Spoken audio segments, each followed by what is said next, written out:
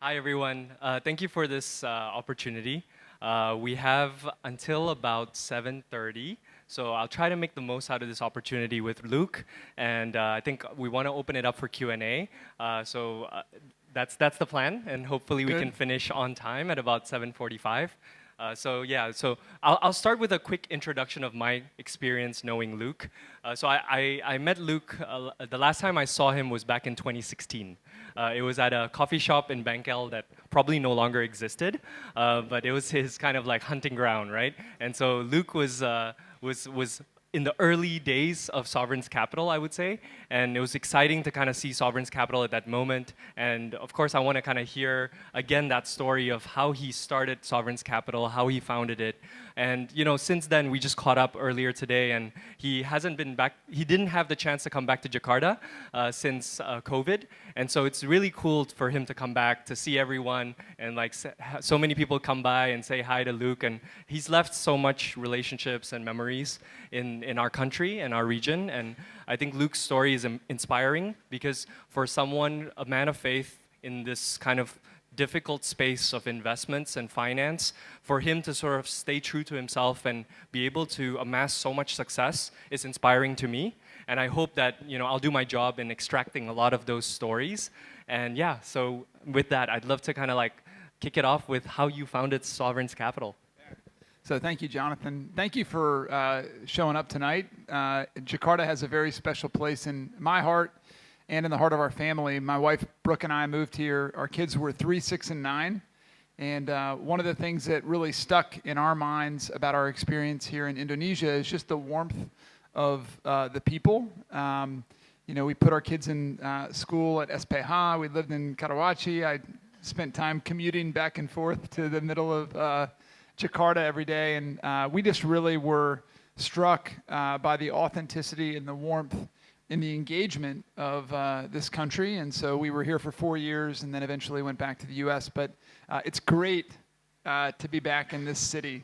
This is a city I've traveled all over the world. This is a city that's unique in terms of just the vibrant nature of the community, the forward-looking potential. This is a city that's talking about its future, not about where it's been, but about where it's going. And I think as Christ followers, right, we're about the work of continuing to build and to be able to restore things that are broken. And so I think this is a city that is a really wonderful place to be able to do that from. And so it's good to see so many familiar faces of folks who are actually doing that today. And it's been an energizing day. Jonathan wanted me to share just a couple of thoughts around the beginning of Sovereign's Capital. And so I need to first say that there's been a lot of growth in our firm. But any success that we've had is a testimony to God's provision and faithfulness. This is not my story, it's God's story that he continues to weave in and through what we do. And so what we always say internally is we take our work very seriously. So we play to win, and we're very competitive, and we want to do an excellent job of stewarding capital, but we don't take ourselves too seriously, right? Because it's like, it's not a big deal. It is serious, though, the mission that we're on together. 3 things that really were in the middle of our story when we founded Sovereigns. The first is that we believed, and we continue to believe, that capital has influence. At the time that we started the firm, the construct of faith-driven investing wasn't yet a real thing. It was kind of an idea, but we hadn't even really put words to it yet. But what we knew to be true, because I had been a company builder over time, with my prior career, and we had seen that who you raise capital from, who sits on your cap table, has a huge impact on the type of company that you're building. If you have investors who understand why you're doing what you're doing, then they're going to be supportive of your mission. If the only thing they care about is using money to make more money, then they're probably not going to care too much about your mission. So capital has influence. Second is cultural formation is happening in the marketplace. Once upon a time, it was rock stars or sports athletes or politicians that were the primary culture shapers in our societies. And what my partners and I believed at the time we started Sovereign's Capital, and have certainly seen since then, is that it's really corporations that are building the products and services that shape the way we work, the way we play, the way we communicate, even the way we think. So it's companies that are actually shaping the culture that we're swimming in daily as Indonesians or as Americans. So, and then the third thing is, and this was really a counterintuitive idea, but when we started, we were convinced that you could have impact in the marketplaces where you're serving, and you could also generate returns. A lot of people, when we started, said, well, if you want more alpha or if you want more return, then you're going to have to give up impact. If you want more impact, then you're going to have to give up return. And what we believed, that's a gospel of scarcity, right? That's not the God that we serve. We believe that you could actually do both, particularly if you focus over the medium and long term. If you're just focused on a year or two, sometimes there's difficult choices that need to be made between alpha and impact. But over a 5, 10, 15-year period, we actually believe that if you do a great job of creating a healthy culture, vibrant culture in a business, then you're going to be able to recruit, retain, and promote better people than your peers. And if you do that, then you'll be able to recruit, retain, and promote customers more effectively. And then all the financial metrics take care of themselves. What matters is really the culture that is built in a business. And if you build a great culture, you should also be able to generate great returns. And the core of the gospel is to love God and love our neighbor. And so our mission as a firm is to love God, love our neighbor through the work of investing. So that's what we're trying to do. Perfect. Thanks for the intro, Luke. And I think let's take ourselves back to 2013. And maybe the scene was like Indonesia 2013, or maybe 2012 when you're about to kind of move to Indonesia and I think be based in Jakarta, because I think you said you were in Karawaci, right? And so like, take us through that exact sort of like first moments where you raised the fund. I believe it was about 15 million, you said, the first fund. And so like, you know, what was the mandate like? What was it like convincing your wife? Or did you have to convince her at all? You know, like moving to Indonesia, uprooting the family and, you know, basically building their community from 0 to 1 as well. How was that as an American investor? So I'll take my jacket off. I forgot how hot Indonesia gets. So what I would say is actually, it was an interesting conversation. My wife and I had talked a lot about like, how do we think about living overseas? Our kids were 3, 6, and 9. It was kind of early days as parents. And we had talked about maybe living internationally. I think my wife thought like, oh, maybe we'll live in London or maybe, you know, Paris, you know. And I was like, well, how about Kuala Lumpur? She was like, I need to look at a map real quick and make sure I know where I'm going. So we ended up coming to Kuala Lumpur. We spent about 6 months in KL. And then what we realized is that like within Southeast Asia, it's really Indonesia that is like the mothership in terms of size and scope and scale and sort of where the country is going over the next 20 or 30 years. And so we decided to come here to Jakarta. It was a hard conversation, I think, with my wife, right? Like she had not traveled a ton internationally. We had 3 kids. Yeah. I mean, she was doing homeschooling. You know, our 3-year-old was, like a terrorist in the classroom, you know, the 6 and 9-year-old. So it was like a completely difficult journey, but God was faithful through all that. And I think that like what my co-founder and I really felt, and this is like a moment of like humility for me, we were sure that because we had built a couple of companies as company builders and founders, we were sure that we were going to be able to raise actually like $20 million was sort of our target. And we thought we could raise $20 million in about 3 months. We thought we could deploy that in about a year, year and a half. And then we thought we would come back out to market and raise a $50 million fund. That was the plan. That was the plan. And after 2 years of fundraising, and most of it was like our own money, we had 11.8 million total. And it took us then 3 years to actually put that to work. I lived here in Indonesia for 15 months. Met Kevin, met David Jokrohardo. Many of you know David. And we hadn't made our first investment after 15 months. So it was very difficult. It was very difficult to try to explain to my wife and to family back home, like, well, how are the investments going? Well, we haven't made one yet, actually. It was a hard conversation. And that's real, right? Like I think as a servant of God, like we all have the wilderness where you almost like learn and grow and God shapes you in that moment, right? And I think the good news is in that 15, 18 months of like wilderness, you somehow stumbled upon Anthony Tan and you were one of the early investors into Grab. I remember that very vividly, right? And so maybe talk us through that and how that sort of perhaps set up the scene for like the next round, the next fund, and explaining it to investors. And I think just for everyone's recollection, right? 2013, 14, 15 was sort of like the mobile smartphone penetration proliferation in Southeast Asia. I was there as an investor as well, working at North Star Group, and we saw kind of like the towers be built for data, and then we saw sort of like cheaper smartphones come in with Xiaomi, Oppo, etc., and sort of lay the scene for apps. And I recall you were one of the non-SoftBank early investors in the Grab cap table, and Anthony's a very open Christian and all these things. And some people kind of hate on it, right? And it's like it's a reality. I was on the other side at Gojek, right? And so it's kind of like sometimes to be a man of Christ is not easy in the marketplace. So maybe a little bit of that journey I think is interesting for the group. So, it's so funny. I mean, like, when things are hard, you kind of start to have a little pity party for yourself every day. Like, oh, it's just so difficult. But the funny thing is, like, with God, like, he's never late, he's never early, he's right on time. It doesn't always feel like he's right on time, but he is right on time. And so I think that, like, that was certainly true for us.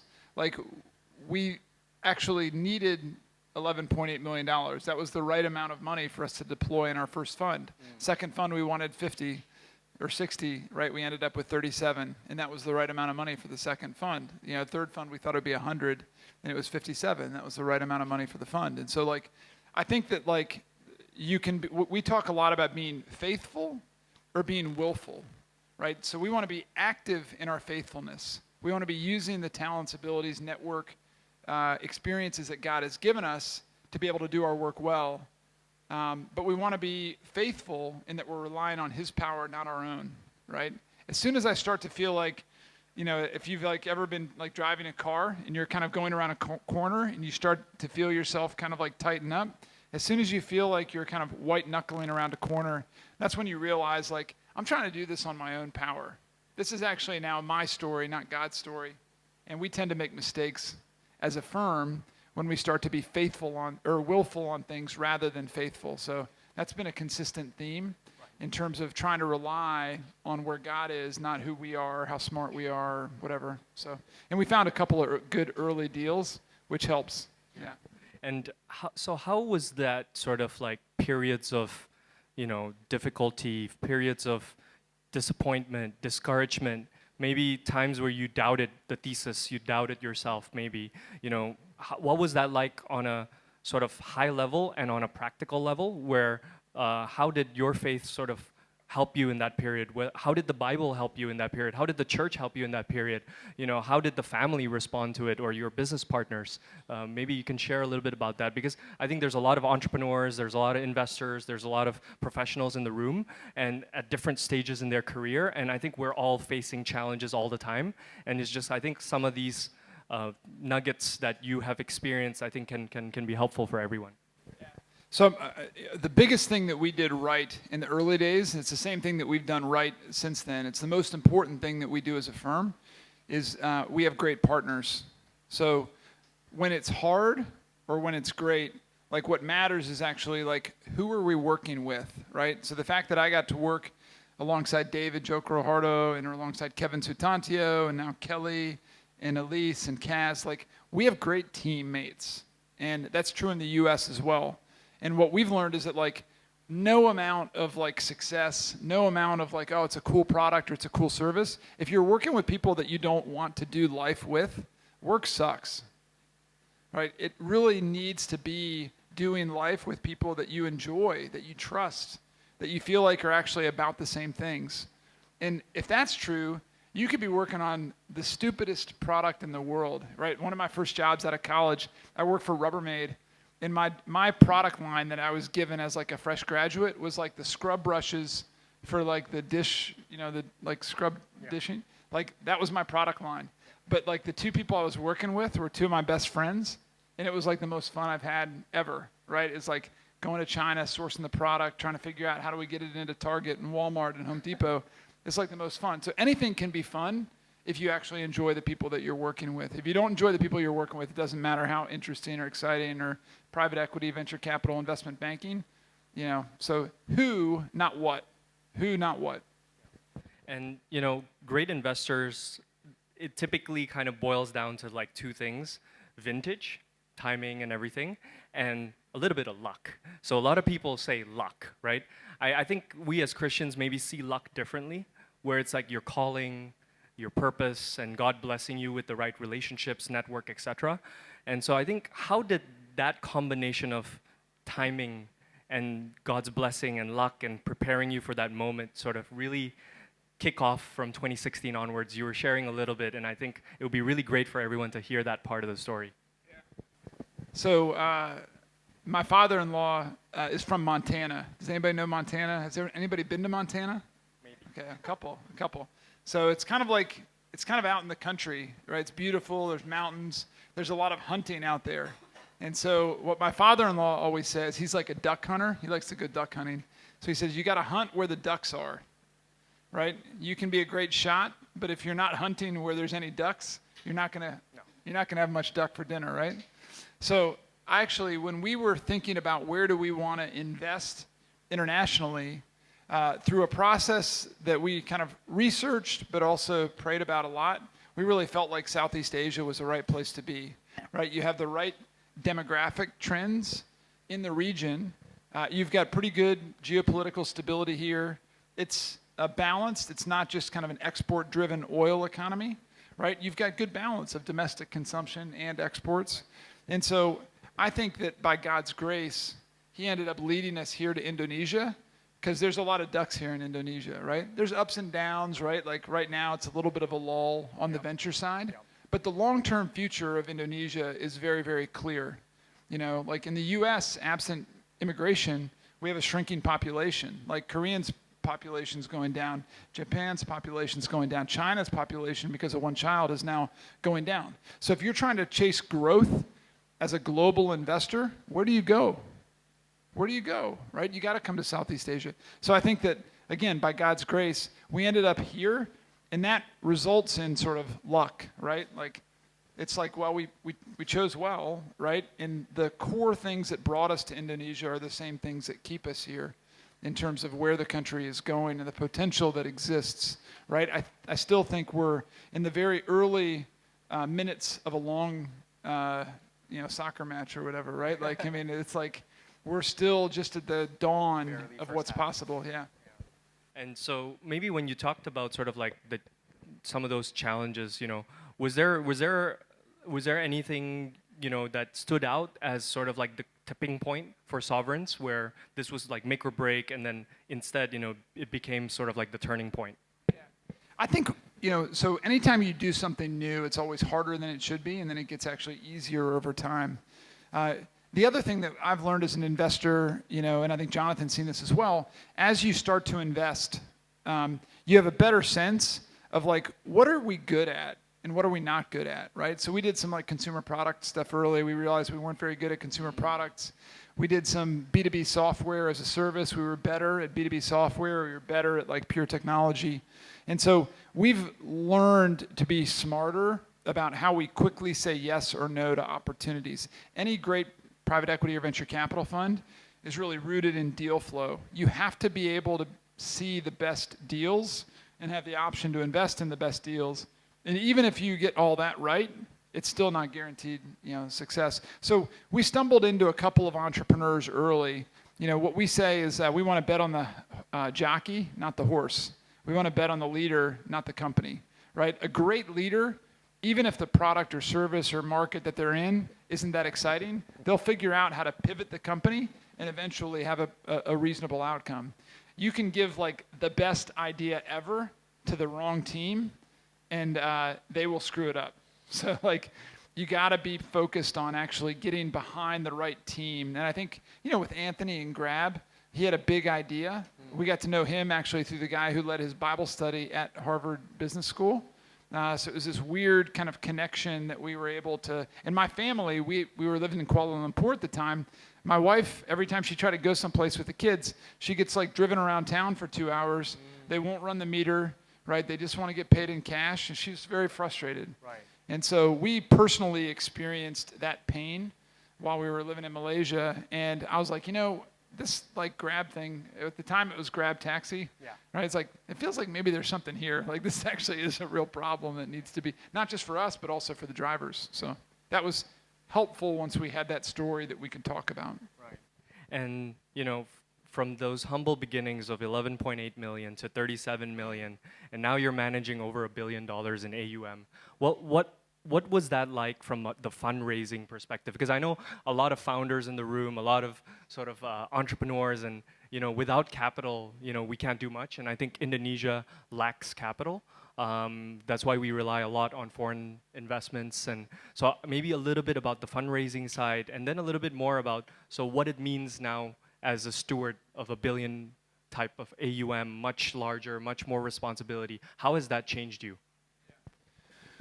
So I think, our hypothesis is that every asset class, whether it's early stage venture capital, whether it's later stage private equity, whether it's multifamily real estate, whether it's public equities, all of these different asset classes, the theme that runs through all of our funds is a faith-driven leader who wants to reflect his or her faith in the way they lead their company. They want to reflect their faith in the kind of culture that they build.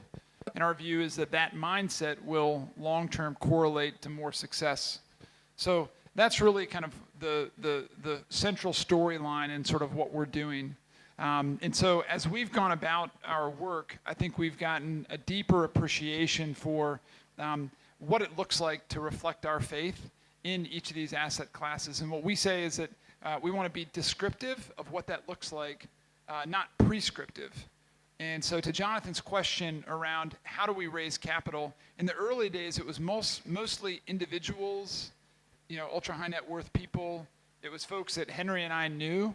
Over time, what has become more true is that the marketplace broadly and institutions, right? So like faith-driven institutions, endowments, right? Like college endowments, they want to reflect their values in the way they invest those resources across all asset classes. And I don't know has anybody followed like the news around Larry Fink and BlackRock and all that? There's some big asset managers in the US that were effectively taking dollars from Christian institutions, then they were putting their own value set on it and actually advancing a very different agenda that's totally misaligned with our value system as Christians. And the media became aware of this, started to publicize the fact that like you're a Catholic institution and yet your proxy votes on your public equity shares are bullying public company CEOs into providing abortions for their employees, or they're sending their employees across state lines to be able to provide abortions, or they're doing these, maybe they're supporting adult entertainment or supporting alcohol or firearms or sort of other things that are actually not aligned with our faith.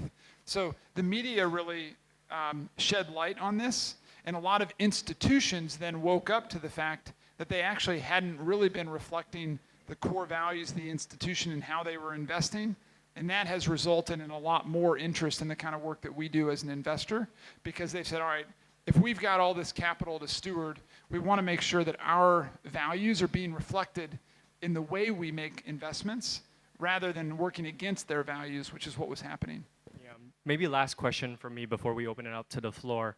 We're sort of like in this new chapter or inning of like technology with, the big word, artificial intelligence, but not a lot of people really understands where this is going to go. What do you guys think as a firm of like where the technology is going? You guys always strike me as optimistic and very positive people. So I'm excited to hear where you guys think this is going on a global level, and especially for us here in Southeast Asia and Indonesians. How do we brace for this? How do we prepare for it? It's an awesome question. And I think, for those of you that are technologists in the room, it's a question that's been asked again and again actually in history, is what do we make of this new technology? What do we make of this new tool? And I think that it's very important as Christ followers right now that we don't retreat from this new technology. It's very important. We've got a bunch of friends inside who are quiet, but quiet, faithful presence inside Google, Apple, Netflix, Facebook, all these different organizations that actually are right at the edge of how do we use artificial intelligence, how do we develop the application layer on top of the large language learning model that allows us to really unlock the potential. And our encouragement to them, and my encouragement to each of you, many of you are probably on the edge of what's going on in AI, is that you have to lean into that opportunity. If we as Christ followers retreat from a position of influence and impact, then we're effectively yielding ground for someone who maybe doesn't share our value system to shape what is the direction that artificial intelligence goes in. Like, we have an opportunity because of our worldview, because of how God has given each of you talents, skills, abilities, you've got an opportunity to step into that responsibility, to have your voice be heard. And you can't retreat now, right? It's too important. So my encouragement is that you actually take advantage of that and you try to shape it, right? Like, we've got a definitive worldview that we think represents truth, right? Truth in the character of who Jesus was and is today for us, each of us individually. And the opportunity to reflect those values in actually how we design artificial intelligence. The designer matters, right? Like, it matters. And we've seen that actually with a bunch of companies that we've invested in. We need to be engaged in that design process, not retreating from it. So that's my encouragement. So thank you so much, Luke. With that, let's open it up to Q&A. Should we use this QR? I've also sent the link in the WhatsApp group if you're in there. If you wanted to ask questions, you can also ask questions. But we also accept live questions. If any brave souls, okay, you have one. Reina.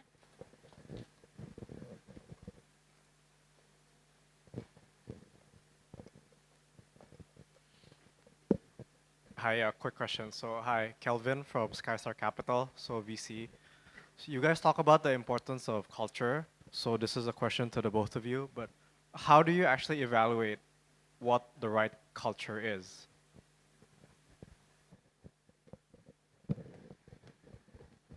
I'll take a first crack first, and then I'll let Luke fill in.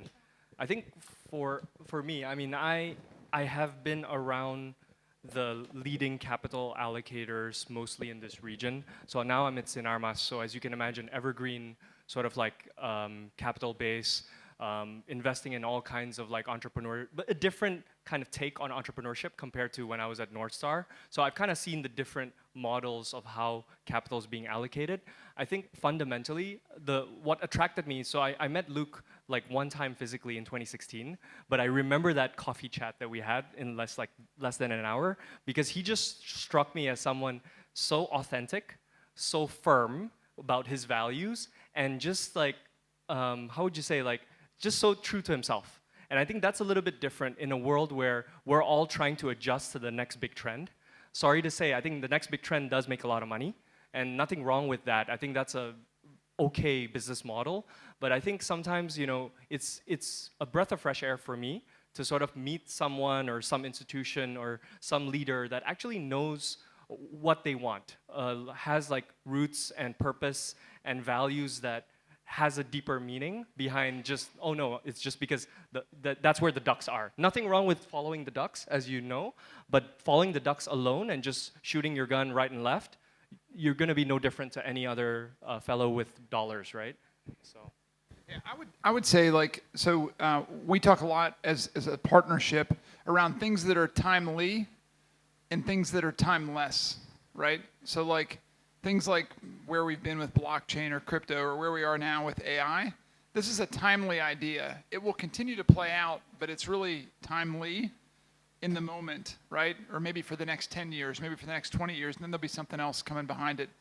There's other things that are timeless, right? So loving and valuing people, wanting to give people a great job and pay them a fair wage, demonstrating through word, deed, and action that you care for them and their family. And it's not just your unit of production and how do I get the most out of you as a worker, but actually like caring about whether they learn, whether they develop, whether they have agency, they have a voice. If you demonstrate that to people, other people who are the best people will want to come and work for you. And so we ask a lot of questions around how do you promote human flourishing in your business? And if there's a lot of like, oh, well, let me, then they haven't actually thought through it very much, right? But if somebody says, hey, here's what I do, here's how we benchmark what each role is, here's how we define what fair pay looks like, here's how we do career mapping for like you start here, then you go to here, and then you go to here, here's what the leadership council looks like. If we go in and the only person who's like pitching us on the company is the CEO, and all the other people are around, sitting around and saying like, yes, boss, right? That's probably not the kind of company we want to participate in. We want companies that have built great teams where everybody understands their role and there's some amount of delegation. It's not just tops down, but it's actually collective direction thinking and really leveraging the best in each individual team member. That's what we want to see.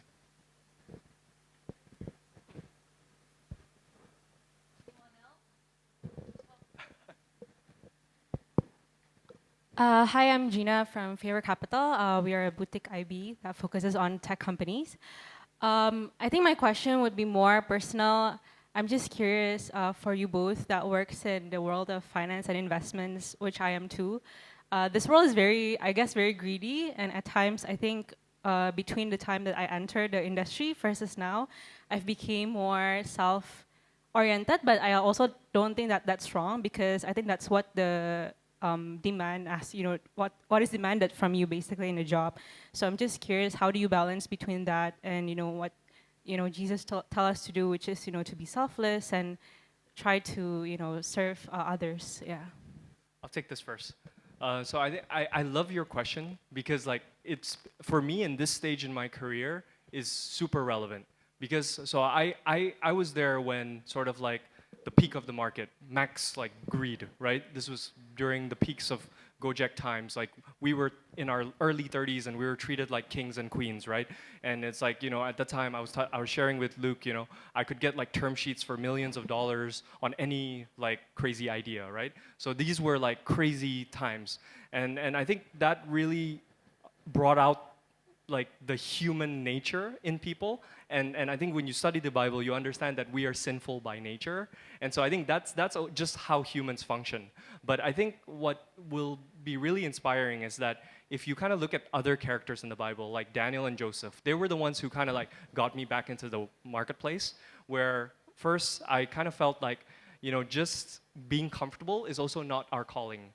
I think our calling is to be the best version of ourselves with our talents, etc. I think you hear this a lot. And I think, there's the parable of talent and how sort of God actually has entrusted you with more, right? And I don't want to take up too much time, but there's so much deeper meaning in that sort of parable that really got me excited to be like, hey, I have to be back out there, maybe in a world or in a system where I don't completely agree with my boss, but he might be the Pharaoh, but I might be Daniel.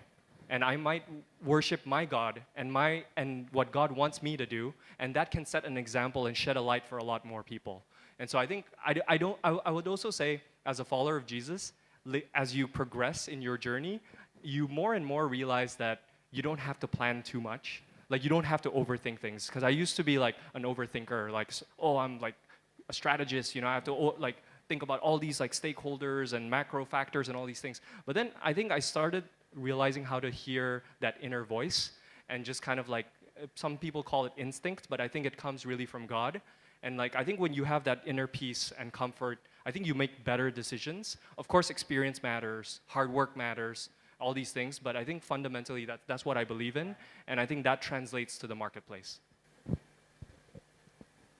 I think there's a part of your question that is really best answered by saying that like excellence is an inherently biblical thing, right? Like, we don't know too much about Jesus' work as a carpenter, but I speculate that like there's not too many wobbly tables that like came out of his workshop, right? Like it's probably pretty good. And so I think that business excellence, right? Excellence in the marketplace, that is our mandate. Excellence is a form of our witness right? If we're kind of average at what we do, but we're like loving people in Jesus along the way, that's not going to be a very good witness. We want to be the best at our craft. And that's part and parcel, not because we want to be able to make more money, but we want to be a great witness. I'd also say that, like, for those of you that working in finance or working in investment management, like, working around money is a dangerous thing. Money's not a bad thing. The love of money is a bad thing. But the Bible has a lot to say about money. And so, like, I would say that even for me, like 13, 14 years in, like, I struggle with it. I get greedy, right? I'm around, so I think, actually, I don't need anything. And then I'm around somebody who has something, and I'm like, oh, that's actually pretty cool. Like, maybe I need one, So, like, you have to invite people into your life that are going to hold you accountable, right? So I've got like 3 people where I'm full open book on kind of everything. And what I've discovered is the more transparent I am about where we are in our finances, how much is enough, right? Like, if you haven't actually sat down and had a conversation about what is your financial finish line. And so my wife and I have had this conversation, and we've shared it with friends to say, here's our financial finish line. Everything above this, we're not going to give it to our kids. We're not going to kind of give it to, into some kind of a, 500-year perpetual trust as a family. Like, we're going to give it away in our lifetime for things that we feel like God's called us to. We have way more than enough, right? And we don't live some modest lifestyle like out in, in a little hut in the country.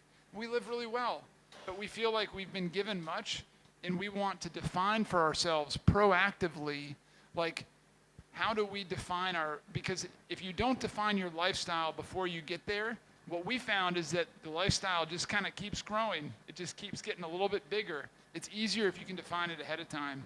And it's freeing, actually, to sort of not have manna have that power over my soul or over my psychology. So I think it's a super important question. Thank you for asking it.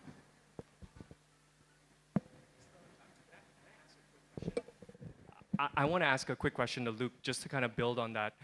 I think what you actually mentioned is like what is like a big reason where we basically convince ourselves of accepting that greed.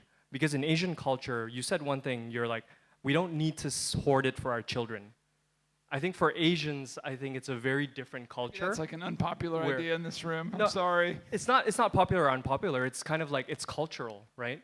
Where it's like we were passed down through generations with this idea, and a very important sacred idea, that you are what your legacy is. You are what your sort of like downlines are, right? Your children, your grandchildren, all these things. And that's where it becomes a perpetual greed of like, it's never gonna be enough, because it's enough for my kids and maybe enough for my grandkids, but my grandkids will have grandkids, right? And take care of them. It's not about me, it's about them, right? Like, I mean, you've been around Asians, or you've been around Southeast Asians, and we're a bit different from maybe like, other Americans have all the same, Yeah. Europeans. Any have all comments the same on that? This is a human problem, right? This isn't sort of an ethnic problem, within certain ethnic groups or not. I think it's just a human problem, right? It's our instinct to try to create security. Think about the phrase, I've gotten off on this lately, and you're going to have to slow me down. Think about the phrase financial independence. What does that mean? Am I independent from God? Right? Like, I want to insulate myself. I want to insulate my children, my grandchildren, from any dependence on anyone other than themselves. And so it's this insidious lie that we start to buy into, that we can buy independence from God. And so there's something beautiful in the early days of sovereigns that I actually miss today, is that in the early days, there was no choice but to be on our knees every day, right? Like, there's no choice, because we had to depend on God. Right? In the last few years, as we've become bigger, like, the natural propensity, the natural pull is to actually not rely on God as much, because I don't need to rely on God as much, right? And so I have to be reminded by people that are closest to me to get back on my knees and to fully rely on God. There's this idea, for those of you who have been a part of Praxis, which is a really great group in the US that has done a lot of good thinking, there's this idea of re-risking. Right? So if you've had success financially, or if you've had success in terms of your family line, how do you continue? It doesn't mean that you give it all away right now, but what it does mean is that I think we are called to re-risk. We are builders. We're not maintainers. right? There was nothing about Christ's ministry that was maintaining. He was building. And I think we need to have that same building mindset. My children, my grandchildren, I want them to have a building mindset. I don't want them to have a Gen 2, Gen 3, Gen 4, Gen 5 mindset. I want them to be builders, right, to whatever God has called them to do. Maybe it's the same thing that I'm doing, right? But they need to be called uniquely in that direction. I don't want to impose that on them, or somehow they're tasked with like giving away the resources that God has entrusted to my wife and I. I want them to be focused on building, not just sort of taking care of or maintaining. So I don't know if that makes sense. That's totally powerful, I think. For me, I totally understand. Yeah.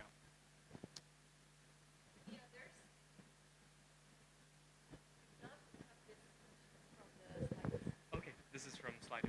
Okay. Are we doing slides? So a bunch of folks put it in through the QR. Yeah. So I'll just do the top one first. How did you maintain your faith during humble beginnings? And now at this moment, how do you stay humble while being at the pinnacle or the top of your business? I honestly don't feel like I'm at the top of my business or at the pinnacle of my life, because I think you start breaking away from that mindset of needing to get to a pinnacle, because I think when you're content and like you are content in the sense of like you always want to grow, you always want to do better, you want to be competitive in the marketplace, but content with who you are, what God has given you and where you are in life, I think, it fundamentally manifests in humility. And I think without sort of like that sort of constant awareness and reminder, like you will sort of fall to sort of like fear, ego, all these things, which is what actually makes bad decisions.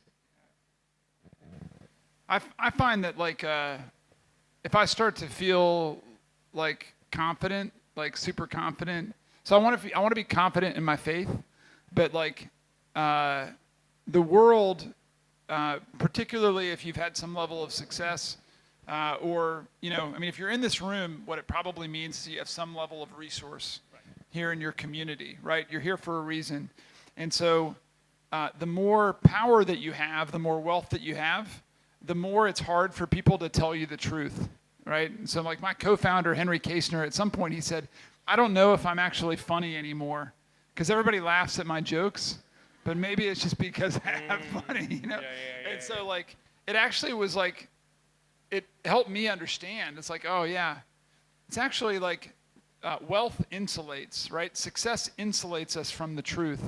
And the only way you get past that is you have to have people who don't need anything from you, who you invite in to give you feedback. Say, hey, it may be hard to hear, but like I need feedback. Kevin does this for me, right? Kevin will tell me the truth.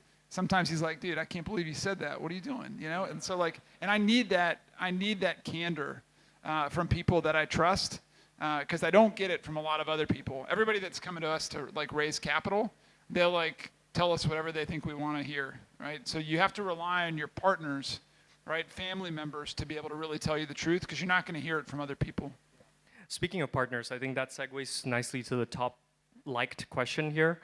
In a season where cash flow is running thin and opportunities given is going into a gray area, how do you stand strong when your partners are not Christian or don't share the same values?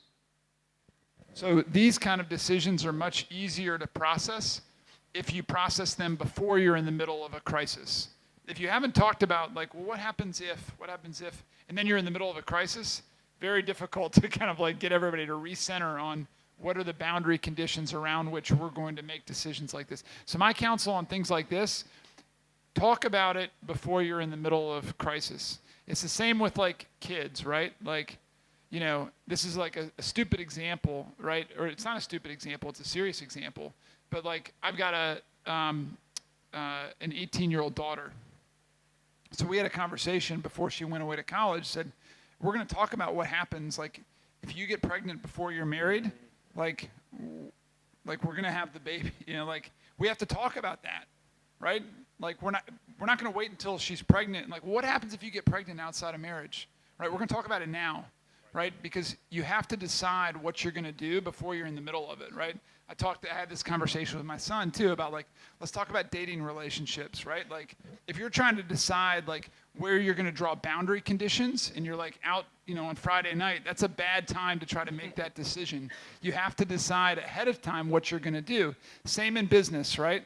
If you're in business and you have an option to whatever, right? You have to talk about that before you're in the middle of that decision. Because once you're in the middle of the decision, it's kind of like making decisions in the middle of a war. Very, very foggy. Very, very difficult to try to get people aligned. So talk about it ahead of time. And so this one is, I'll help after you, but I want to hear from you first because it's a very Indonesian question. It's something that I had in the back of my mind too. So someone wrote this down.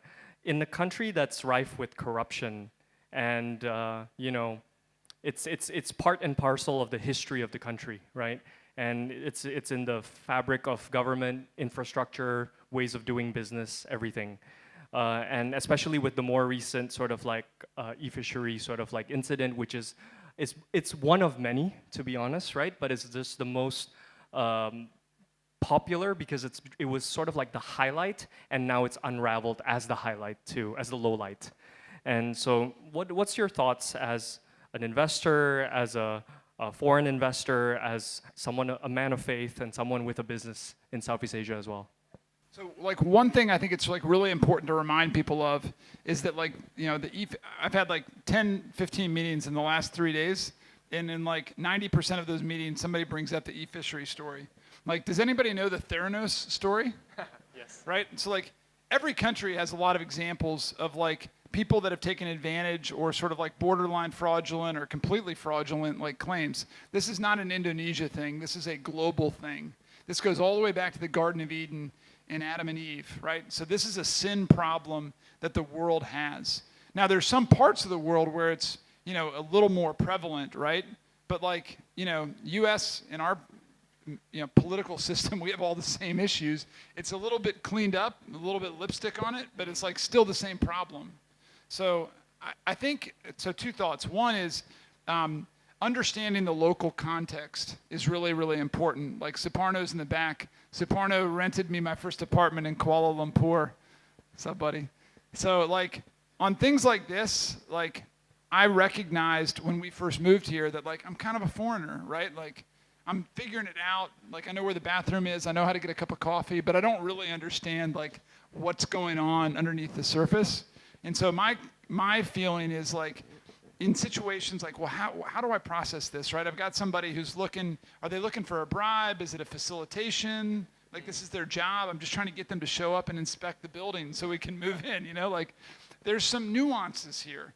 And I think it's important to call people who have more context than you might in a particular situation to understand how to navigate. There's a level of pragmatism that needs to apply, but it's also really important to be clear and black and white about what we can do and what we can't do. Again, talking about it in advance, super important. Don't wait until you're in the middle. If that's the first time you're talking about it with your partners, you've waited too long. It's very difficult to make good decisions. So I didn't really answer it, but I kind of dodged it. No, it's your opinion, and thank you for sharing. This one's a fun one. So how do you kind of keep yourself filled with resources, whether it's books, whether it's podcasts? What does Luke Roush's YouTube feed looks like? Like what do you listen to? What inspires you other than the Bible, of course? Well, I want to hear what's on your thing. I've been talking too much. What do you want, Jonathan? What do you do? What do you listen to? Way to throw me the fun question. Okay.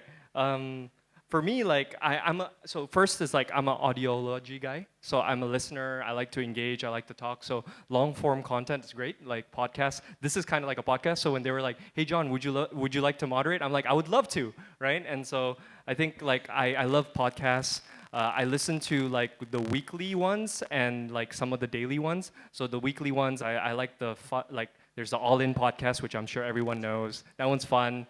Sometimes they have a lot. They're going much more politics now, so that's quite interesting. I also listen to sort of like a bunch of Wall Street traders. I mentioned I started public investing, so I think I learn a lot from the traders. It's called The Compound. And then those are the 2 weekly ones. I think on a daily, I would just kind of like scroll and look for things. I do a lot of sports entertainment. Like today's like the NFL free agency day, so that was fun. So that's my mix. So a couple of pods that I think are really good. If you haven't listened to the Faith Driven Investor, Faith Driven Entrepreneur podcasts, those are good. I'm sure you just you forgot about that one. So, And that's monthly. yeah, that's right. Yeah. So I listen to that, and that's kind of fun to hear stories of how people are applying their faith in the way they build things or the way they invest. I like Rogan. Anybody else listen to Joe Rogan? But that's like a super popular podcast. At least one hand in the back there. That's good. Thank you. I like actually. So 3 books that I would recommend. One is called 0 to 1. Some of you have probably Peter read Thiel. it. Peter Thiel. Yeah. The second one is a book called Same as Ever. It's by Morgan Housel. Talks about just how.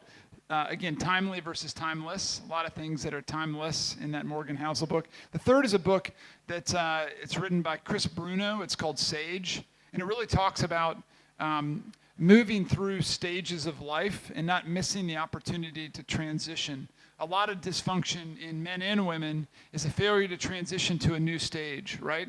So like at 47 years old, I'm not the same person that I was at like 24, right? Like 24, like hard charging, very, very aggressive. At 47, a little more kind of moderate. My job now is to make sure that I've got the right people on our team and to empower them to be effective and successful. So anyways, Sage is a good book.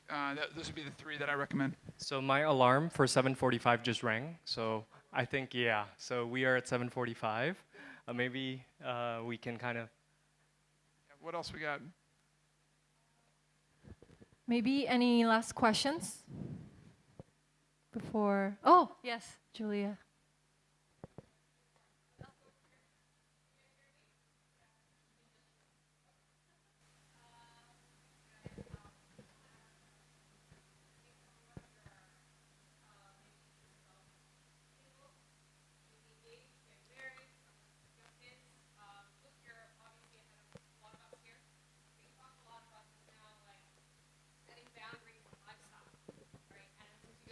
From the finance and investment world, just want to ask your tips, like as someone who's looking into investing, like not someone who's in the behind the scenes like you guys, but like families who want to be faithful stewards of our financials. What kind of advice would you give to maybe someone who's preparing to be married, already married with young families, young kids? What does like faithful stewardship look like? Everybody's given their portions by God. Some have been given a lot of wealth from their families. Some are starting from scratch, from just their month-to-month salary.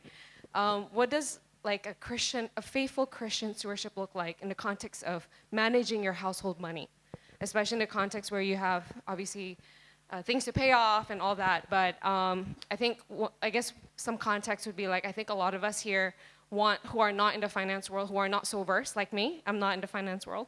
I want to be able to invest our money so it could grow, so we could give to things that are in God's heart. But if you're not really expert in that, like what does that look like? Where do you start? Hopefully that question resonates to some of you as well. Thank you. Love the question. Thank you, Julia. It's always good to see you. So one comment that I would have is that and this is my born again moment in 2011, 2012, is that I came to realize that God owns it all. I had been thinking about God owns my tithe. I need to pray a lot about where we give our tithe this year. But I didn't think about God owning the rest of my portfolio, right? So God owns the entirety of my tithe. He owns my treasure. He owns my time. He owns my talent. He owns it all. And so if you have this mindset around whole life stewardship, because God owns it all, not just the piece that I give away each year, it starts to shape how I invest what God has entrusted to me.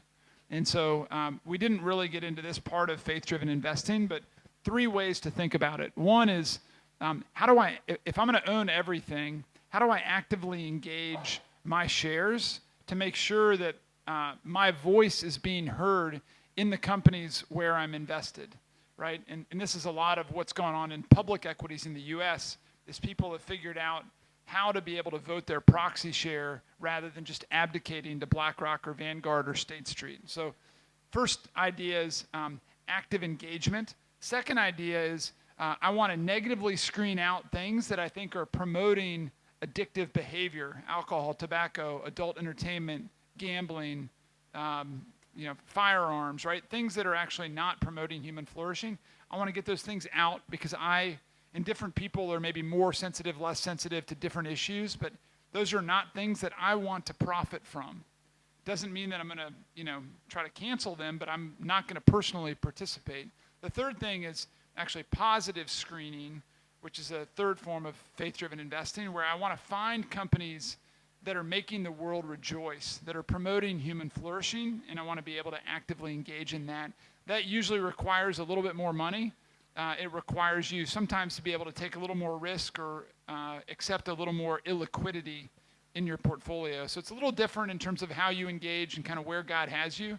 But I think this idea of submission, not just in your tithe, but in all aspects of what God has entrusted to you, that's the main mindset shift that I think most of us need to make. Do you want to pitch a bit on Sovereign? Just briefly. Oh, yeah, so Sovereign's Flourish Fund, yeah, Kelly's reminded me to talk about our own Sovereign's Flourish Fund. So what we realized like 10 years into our work as a firm is that everything that we had built was largely just accessible by the rich young ruler, right? So like two pictures of biblical generosity. One is the rich young ruler, and one is the widow and her mite. The best example of biblical stewardship and generosity isn't the rich young ruler, right? Because he gave out of his excess. The widow and her mite gave out of her depravity.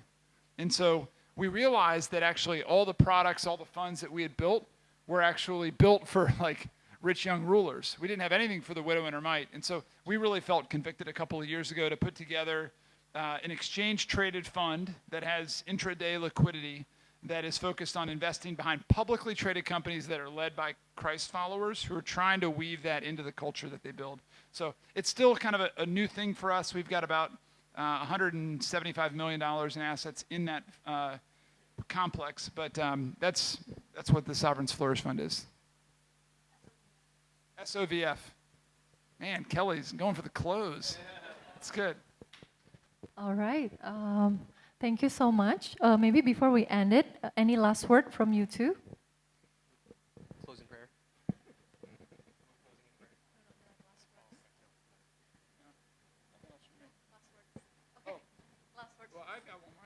Yeah, thank you for coming out. Like, here's the thing that I would say is like 90% of the battle is actually like showing up and actually engaging in it, right? So the three tools that each of you has, one is time in prayer, second is time in God's word, and the third is godly counsel around you. So my big encouragement is like, we are not intended to do life on our own. We're intended to do life in community. And so you know what that community looks like. If it's couples, maybe it's couples. If it's singles, maybe it's getting together with people that know and trust you, that you can be vulnerable with. We got to be able to bring things together to be able to solve and to be able to ideate solutions. And that's what my partners give to me as a gift in being in partnership together. So thank you for coming out tonight. It's so good to see so many friendly faces.